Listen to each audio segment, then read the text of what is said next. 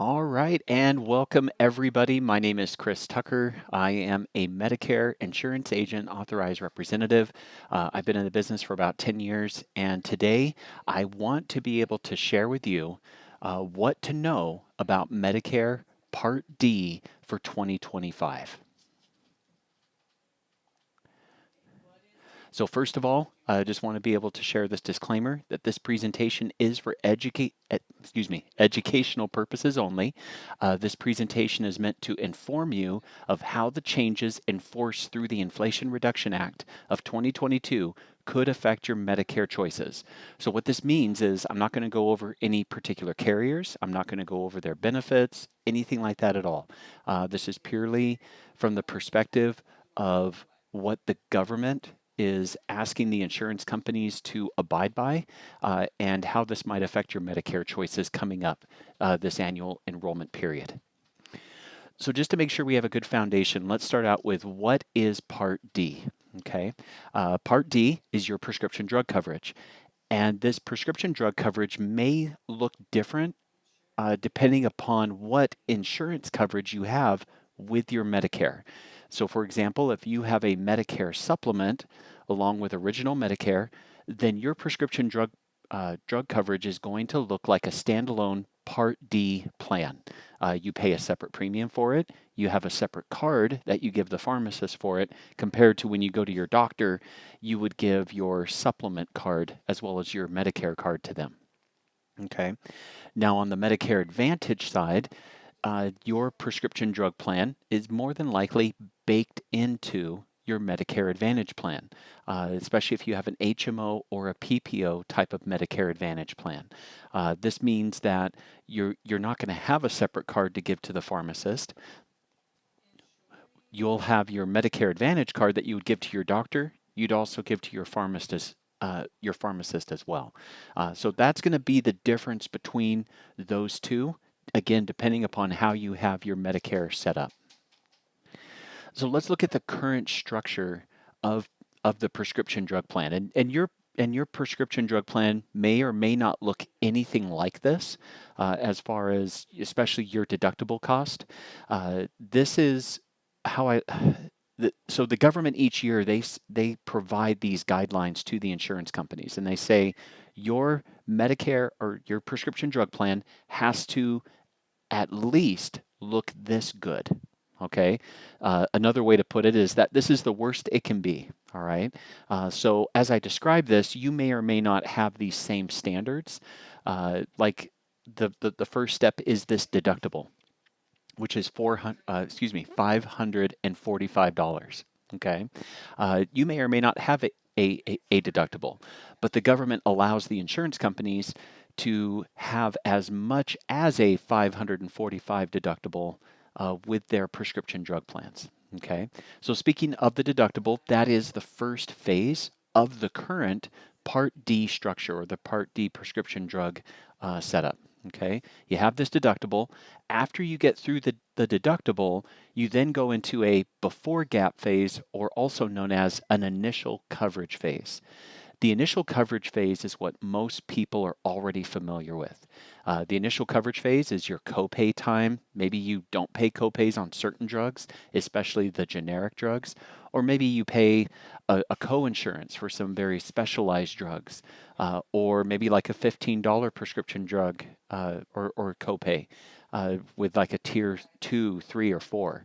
And so, depending upon the tier, is going to depend upon how much you pay in copays for that particular prescription drug.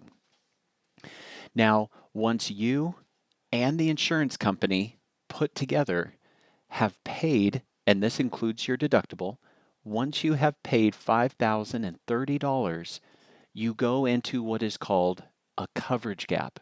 This is also known as the donut hole. Okay. And this donut hole usually accompanies a higher uh, uh, you're going to be paying more for your prescription drugs at the pharmacy. You're going to have potentially higher copays, or you're going to have just straight co-insurance where you're paying 25% of the cost of your prescription drugs. And so uh, this is usually where people find that, okay, my drugs are getting very expensive. I I just got to grit through this and handle this part. Okay. Then once you and the insurance company put together have paid $8,000 in your prescription drugs, then you go into what's called a catastrophic phase. And catastrophic phase is where you actually do not have to pay anything else for the rest of the calendar year. So, if for whatever reason you hit this catastrophic phase by, let's just say, September the 1st of this year, then from September 1st and on, or after you pay that copay, whatever, let's just say September 2nd and on, you don't have to pay any more for your prescription drugs. And that would include any prescription drugs that you're taking now, and it would include any prescription drugs that you might be newly prescribed. And so if you have to start taking a drug in October and it's an expensive drug, if you've already hit that $8,000, you're not going to have to pay anything for that drug for the rest of the calendar year, all the way to December 31st. Okay? So, under this current structure, uh, and just a quick review. So, we have a deductible phase, $545. Then we have an initial coverage or before gap phase that lasts until you and the insurance company pay $5,030. Then you go into a coverage gap or a donut hole for 3,000 more dollars for a total of $8,000 that again you and the insurance company have paid together. And then once you break that $8,000 tier, you go into the catastrophic phase where you as a Medicare beneficiary do not pay anything for your prescription drugs. Now, under this current structure, the average Medicare beneficiary, according to Medicare and Kaiser Permanente and other statisticians and such, they say that the average Medicare beneficiary pays about $3,200 for their prescription drugs throughout the course of the year. Uh, Probably something that you want to be below average in your life. I know many of us say we like to be above average in things, and that's a good feeling. But this would probably be something you want to be below average in. But even if you're not, this next year is going to represent a nice savings for you. And let's go ahead and go into that. So, what is changing this next year? First of all, the biggest thing is you are going to have a $2,000 max out of pocket. Now, whereas last year, or this year, I should say, this cost is between you and the insurance company, this $2,000 is not between you and the insurance company. Okay? This $2,000 is purely out of your pocket. And so that's just something to be aware of when we're talking about numbers here. So next year, the insurance companies, depending on what changes they make and such, you could have as much as a $590 deductible with your prescription drug plan. Okay. Now that deductible does count toward the max out of pocket. All right. So it's not like it's 2,590. It's still that 2,000 max out of pocket. All right. Then you go into the initial coverage phase where you could pay as much as 25% of your prescription drug costs. Many carriers usually do not implement this at the lower tiers, like the generic tiers, like the tier 1 and tier 2, but you may have some cost sharing associated with tier 3, 4, and 5. Okay. Now, once you hit that $2,000 max out of pocket, you go into the catastrophic phase. And at that point, just like the catastrophic phase for this year, at that point, you don't pay anything else for the rest of the calendar year. And again, that includes drugs that you're currently prescribed and drugs that you could be prescribed throughout the year. Okay, so things to take note on this: you're not going to have a donut hole with this particular plan. Um, we're going to go over all the things that $2,000 does not include, but keep in mind the $2,000 does include your deductible, your copay, and then if you're paying for some pretty expensive drugs, like a tier 5 drug, you may pay like 33% of the cost or something like that.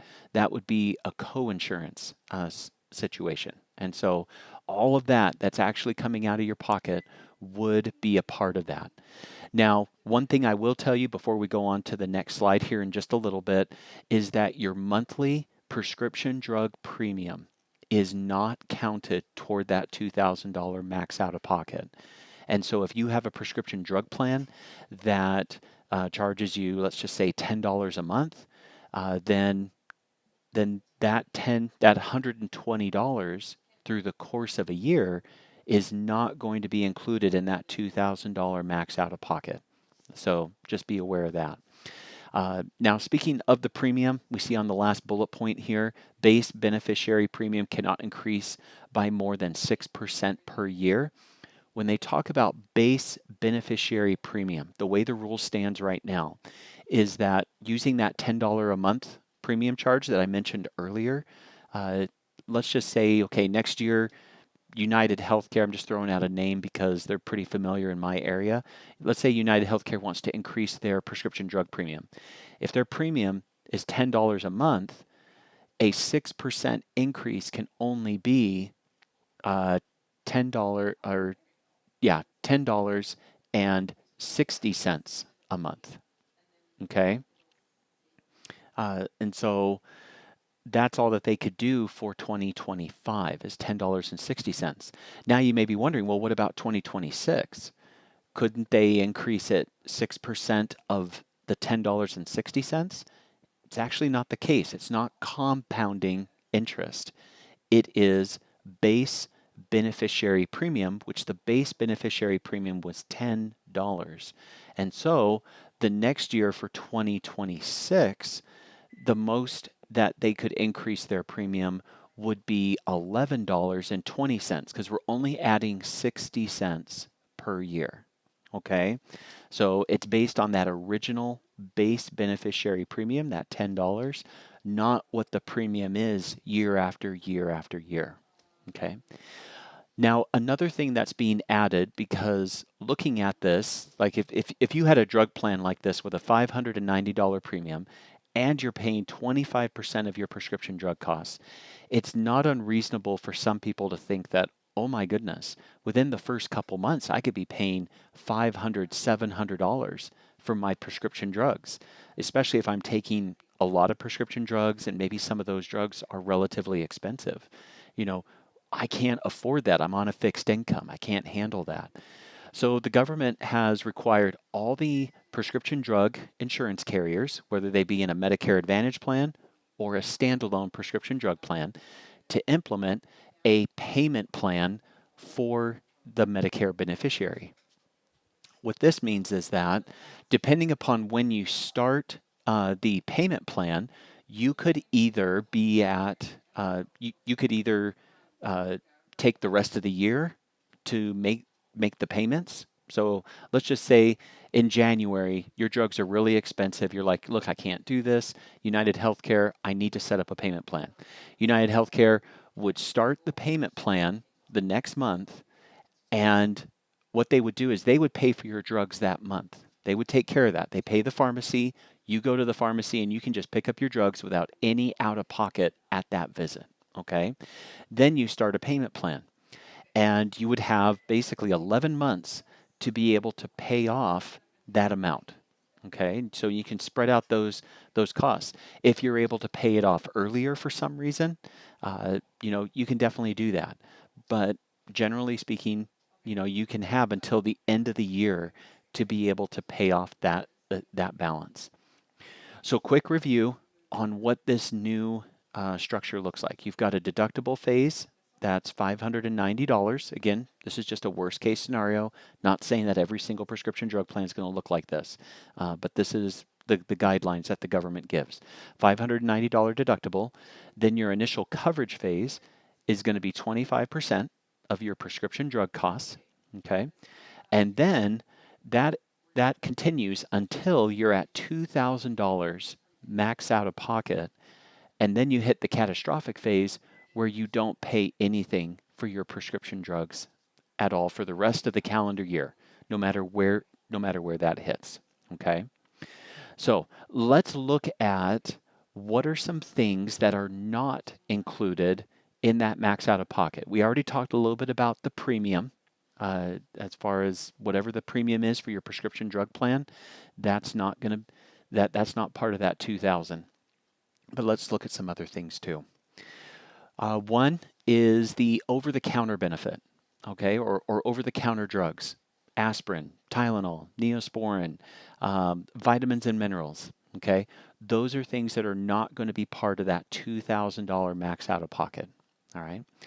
Something that's going to be new for this next year are manufacturer coupons.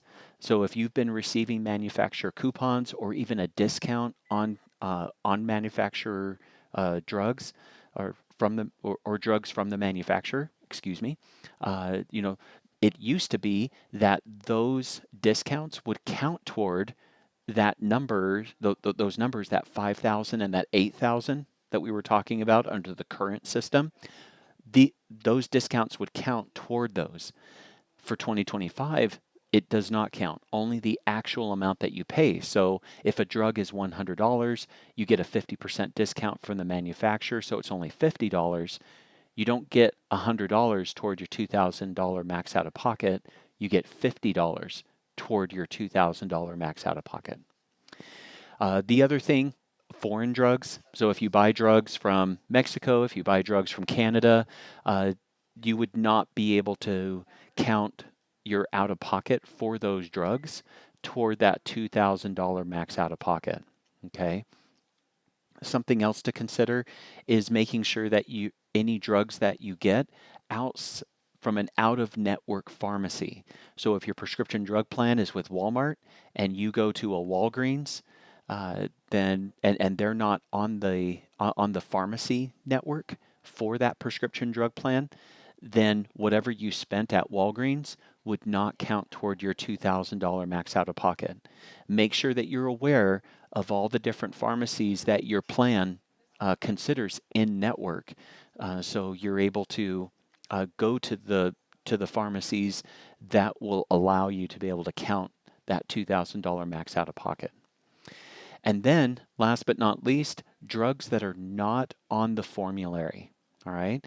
Now, a formulary is a list of drugs that the insurance company or the prescription drug company accepts. And so, if you're taking a drug or you want to take a drug that the prescription drug company does not accept and you're paying for it out of your own pocket, it will not count toward that $2,000 max out of pocket with that prescription drug plan. Okay. Now, let me give you kind of a little pro tip on a couple of things here. There's actually two different types of exceptions I want to make sure that you're aware of.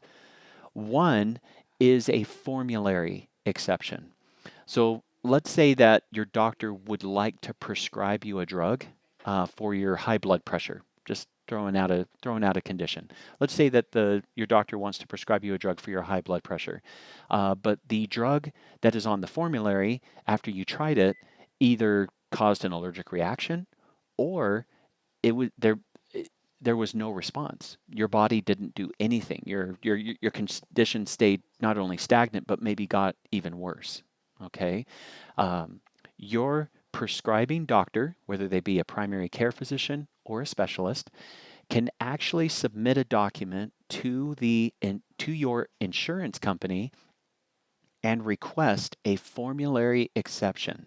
And what this does is this allows you to take a drug that is not on their list, but it allows you the privilege and the exception of taking that drug as if it was on their list. Okay, that's what a formulary exception is you get the privilege of taking that drug as if it was on their list, but you don't, but it's not on their list actually. Okay, but you get it to count toward that $2,000 max out of pocket. Now, the other exception you can also have is something called a tier exception. And a tier exception is where you have taken maybe the generic versions of a drug that are usually tier 1 and 2, but maybe the same reason. You get an allergic reaction, or it's even non-response. You don't get anything. There's no reaction your body gets as far as the positive reaction from the drug. But the brand name drug that is much more expensive, in either the tier 3, 4, or possibly even 5, that one actually works for you. Your doctor, again, primary care, or your specialist, whoever's prescribing the drug, can actually request from the insurance company to have a tier exception saying, my patient cannot take either one of these two drugs because they don't work for him or her. Can we please have a tier exception so they are not paying a tier, let's just say 4, they're not paying tier 4 prices uh, for the drug? Could they pay at a tier 1 or a tier 2, depending upon where the generic drug fell? And so that's something, again, that your doctor can submit. It'll help you to be able to reduce the cost on your prescription drugs, as well as ensure that you're taking the prescription drugs that are the greatest benefit for you as well. All right, so those are those two exceptions. I always find that to be helpful to share at this point in the presentation with individuals. All right, so let's look at, we've gone over this. What do you need to know for the annual enrollment period? First of all, come September, and we may already be in September depending upon when you're watching this, but come early to mid-September, you're going to receive a packet or a document in your mailbox from your insurance company called the Annual Notice of Change. Okay. In my industry, we call it an ANOC as far as when I'm talking with agents, but that is short again for Annual Notice of Change. In the past, you probably didn't pay too much attention to this because many of the plans were just getting better, or there weren't enough changes to even worry about. And so you're kind of like, okay, yeah, I know there's a couple of things changing. That's natural. I'm not going to worry about it. This year, I would encourage you to please take a look at it. Open it up, read through it. If you need some help with it, let me know, or you can let your agent know if you have an agent already. But you want to be mindful of these annual notice of changes. Okay, you're going to see potentially, and I don't know this for sure because I don't know anything from any of the companies, but there is a possibility with these changes that there's going to be formulary changes. Okay, what drugs are covered and what drugs are not covered are possibly going to change. On top of that, with formulary changes is also going to be possibly tier changes. Drugs that were maybe tier 2 could be tier 4. Drugs that were tier 1 could be tier 2. Not sure. But this is the document that would let you know what those changes look like. Okay? The other thing is, for those who are on Medicare Advantage plans, your copays and your max out of pocket for the medical side of your plan could possibly change as well, specifically changing going up. And so you want to be aware of that. Maybe your specialist copay goes from $5 to $15. Maybe your max out of pocket goes from $3,000 to $3,500. Okay, things like that you just want to take note of. You want to be aware of. And then, last but not least, ancillary benefit adjustments. Those extra benefits on Medicare Advantage plans, like the dental, vision, hearing, those are things that may be reduced. So instead of the couple $1,000s you get for dental, you may get more like $1,500 potentially. The couple $100s you get for vision, it may be $150 or $100. We may see over-the-counter benefits reduced, other extras like that. Because remember, under the current Part D prescription drug system, the average Medicare beneficiary was spending about $3,200 in prescription drug costs. Now we have a max out of pocket for the prescription drug portion at $2,000. Who's going to pay for that $1,200? The insurance company can only take on so much responsibility and remain profitable and be able to pay all the medical claims that are associated with some of these plans. There's no free lunch, right? And so we want to make sure that we're aware that, okay, and each insurance company is going to handle it differently, how they're going to adjust. their benefit structure. And so I just want to make sure you're aware that checking your annual notice of change is going to be a huge blessing for you as you're preparing to shop during this coming annual enrollment period. And then lastly, this is an election year. All right. It's a general election year. It is already proving to be a very noisy general election year. And I can tell you as a Medicare agent, generally speaking, on general election years, uh, enrollments go down a bit. And I'm not exactly sure why. It may be because Medicare beneficiaries don't feel like they can make two very important decisions during the same time frame. That is a possibility. Uh, or maybe Medicare beneficiaries during those general election years haven't felt a need to really investigate their options and feel like, oh, I can let my plan ride and I'll just change it the next annual enrollment period. This year, I would suggest not doing that. Even if you need to outsource your investigation phase per se with someone like me, who's a broker who can shop multiple plans for you and can look at the different carriers that are in your particular market. Please do not sleep on this annual enrollment period. Make sure you at least talk with somebody about what options are available, what your plan looks like for next year, and how that could impact you and especially your prescription drug costs. So, with that encouragement, if you are in Arizona, come on, you didn't think I wouldn't talk about myself a little bit, right? But if you're in Arizona and you feel like you would like me to be able to help you, you can scan this QR code. It takes you to my agent website where you can actually register and you can put in your prescription drugs, you can put in your doctors, all those things. And I'm able to use that information to be able to start shopping for you on October the 1st when all the plan information, when everything is released.